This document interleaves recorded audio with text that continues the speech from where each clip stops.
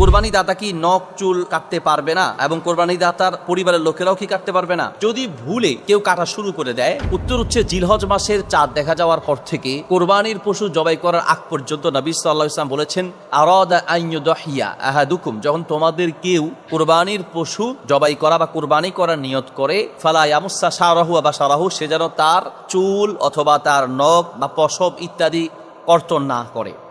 এই হাদিস অনুযায়ী আরাদা আন ইউদহিয়া, যে ব্যক্তি কোরবানির পশু জবাই করতে চায়, মানে কোরবানি করতে চায়, তাদের জন্য এই বিধানটা আবশ্যক। বাকি এটাকে শুধুমাত্র যিনি কোরবানি করবে, যার পক্ষ থেকে কোরবানি করবে, তার জন্য এই বিধান নাকি সকলের জন্য বিধান? ওলামা ইকরামের দুটি বক্তব্য আছে। এক পক্ষের ওলামারা বলেন যে এটা শুধুমাত্র যিনি কোরবানি করবেন তার জন্য এই বিধান প্রযোজ্য, আর এক পক্ষের ওলামা ইকরাম বলে যে না, এটা হাজিদের সাথে একটা মিল রাখার জন্য সকলে আমলটি করা উচিত।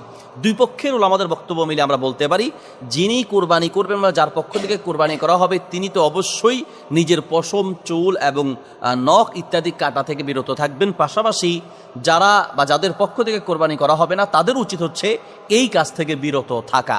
এটা সতর্কতামূলক মত হিসেবে, এহতিয়াতি মত হিসেবে এই মতটাই সবচেয়ে গ্রহণযোগ্য এবং সবচেয়ে বেশি সতর্কতা অবলম্বন হয়, বিধায় এই মতটা গ্রহণ করা উচিত। অর্থাৎ জিলহজ মাসের চাঁদ দেখা যাওয়ার পর থেকে কোরবানির পশু জবাই করা আগ পর্যন্ত আমরা সকলেই হাত, পায়ের নখ, চুল, পশম ইত্যাদি কাটা থেকে বিরত থাকব। যদি ভুলে কেউ কাটা শুরু করে দেয়, যখনই স্মরণ আসবে তখনই কাটা থেকে বিরত থাকতে হবে। একটা আঙুল কেটে ফেলছে, নখ, কথার কথা অনেক সময় এরকম হয় যে অন্যান্য সময় কাটতে গিয়ে যেহেতু ওখানে একটু লম্বা হয়ে যাচ্ছে, মোচ একটু লম্বা হয়ে গেছে বা অন্যান্য পশম একটু লম্বা হয়ে গিয়েছে, তো সেই ভুলে কাটা শুরু করেছে। যখনই স্মরণ আসবে তখনই এই বাকি অংশ কাটা থেকে বিরত থাকবেন, তাহলে আল্লাহ তাআলা মাফ করবে।